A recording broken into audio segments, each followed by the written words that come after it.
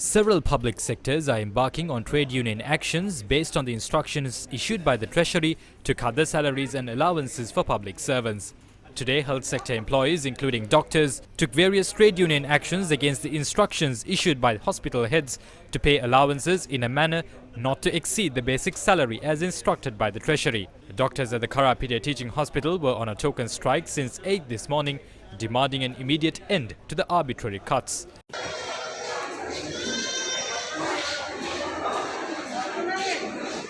Healthcare workers of the Akrepattu-based hospital also organised a protest this morning against the decision to slash their overtime pay.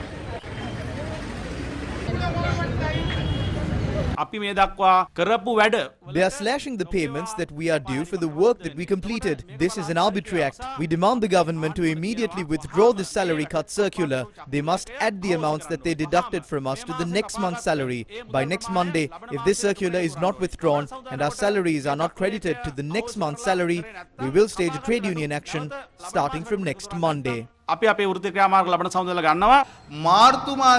The overtime payments for the month of March for the supplementary health staff has been slashed. The Ministry of Health and the Ministry of Finance has no right to slash payments for work that has already been done. We continue to demand for a proper mechanism to manage finances in this country.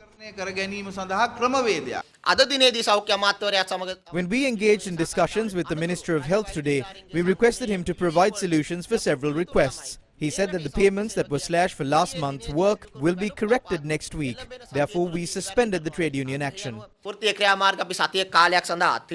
It is reported that the Health Secretary has inquired from the Treasury as to whether it is possible to amend the existing directives regarding the public service, pointing out the importance of health services. Teachers' trade unions are also preparing for trade union actions. Is there a way for these students to come to school in this prevailing crisis? Can they bear the cost of school vans? What is the solution? The government must be clear about these. It is also relevant to the principals. If other public servants were instructed to report to work to the nearest station, the Ministry of Education and other government officials must find solutions to the transport crisis that the teachers and students are facing. We are prepared to continue without causing any disruptions to students' educations once schools reopen on the 6th. Our struggle will continue. Officials of the government printing departments staged a protest in Borella.